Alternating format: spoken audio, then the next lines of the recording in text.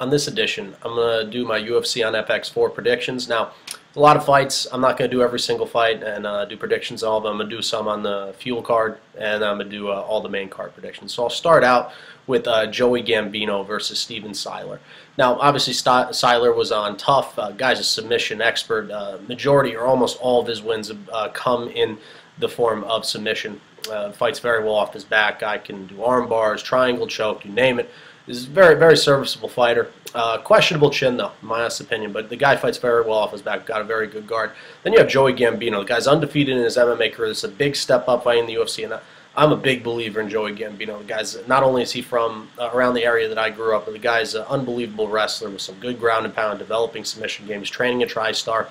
And where my prediction lies in this fight is that, Siler fights well off his back, and against a wrestler, you feel that he's probably going to catch the wrestler in submission. But, with his questionable chin, I'm going to end up taking Joey Gambino in this fight due to TKO, ground and pound. I just see Joey Gambino with his explosive takedowns and his good wrestling ability, good control, the confidence that he has. I see him coming in this fight, getting Siler down on the ground, fending off the submissions, and beating him down via TKO and winning this fight via TKO, ground and pound. So that's how it goes. I'll take Joey Gambino winning his UFC debut. The next fight I'm going to do is Keith versus Ramsey Najem. Now, obviously, Ramsey was also on tough, and guy's a very good wrestler. I know he's good with his wrestling. He's got good submission ability. He's a tough guy, but he's been finished before. He's obviously got knocked out by Tony Ferguson, knocked out cold, and he's been submitted before. And then you have CJ Keith, guy with a good wrestling base. Both guys have wrestling bases in this fight, so it should be interesting how the grappling pans out. CJ Keith was in the Army.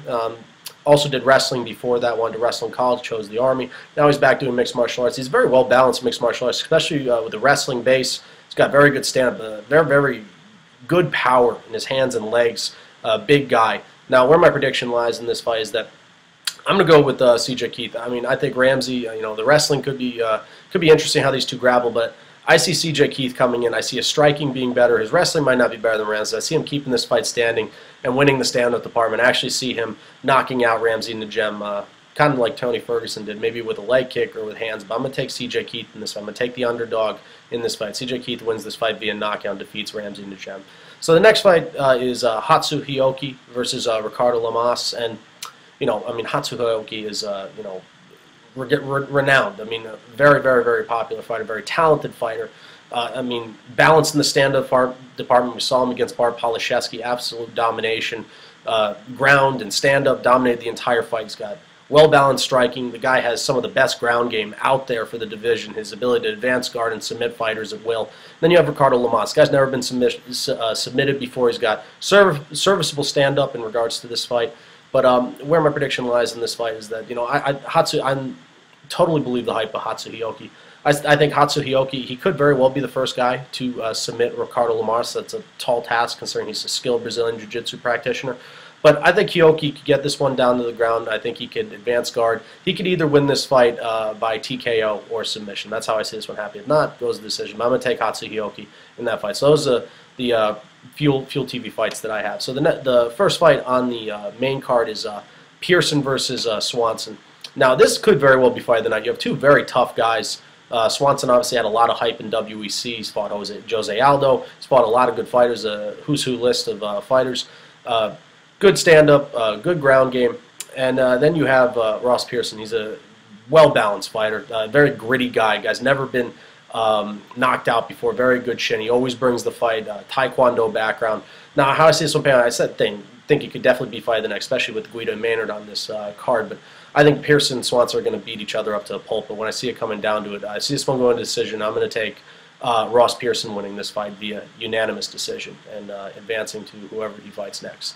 The next fight is TJ Wahlberger versus Brian Ebersol. Now, obviously, Wahlberger is a very skilled submission guy. Fights well off his back in the guard.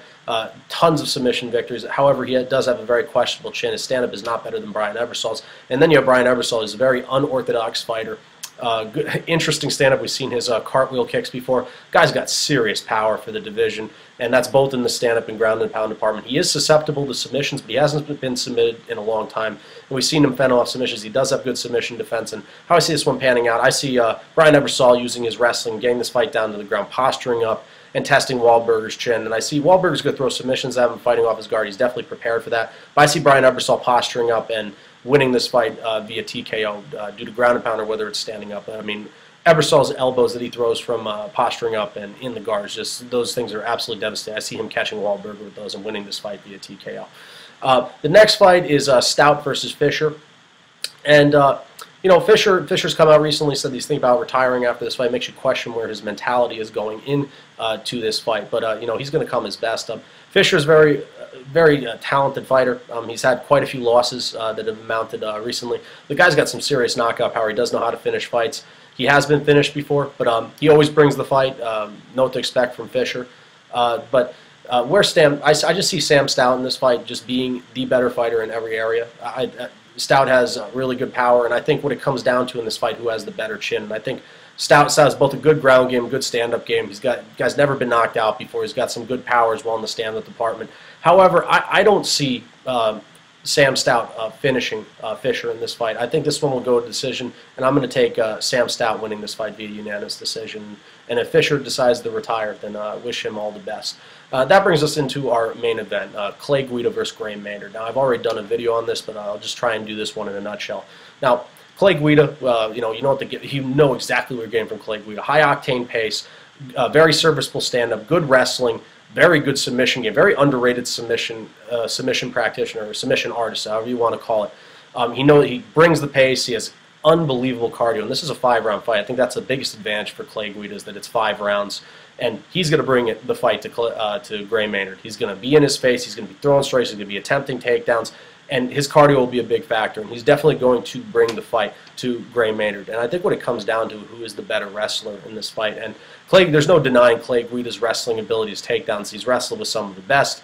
However, Gray Maynard, coming off of his loss to Frankie Edgar and losing that fight, I think Gray Maynard is going over to AKA, and it's exactly what he needed. He needed to refine his stand-up. The guy's got really good power, but he needed to refine his striking, and AKA is most definitely one of the better places to do so. I think he can incorporate kicks and learn the technical aspects of striking. That's most definitely what he needed to do, because he's been punching himself out in his fights, and the guy's got serious power. Both guys got good power in their hands, but Maynard needed technique in his striking, and I think Gray Maynard is the better wrestler in this fight, to be quite honest. He can submit guys. I don't see him submitting Clay Guida. Clay Guida is tough as nails. I don't see anybody getting finished in this fight. That's such a tall task. Clay Guida is practically impossible to finish, and Gray Maynard is a tough freaking guy. I mean, Frankie Edgar had to throw everything he had at him to finish him.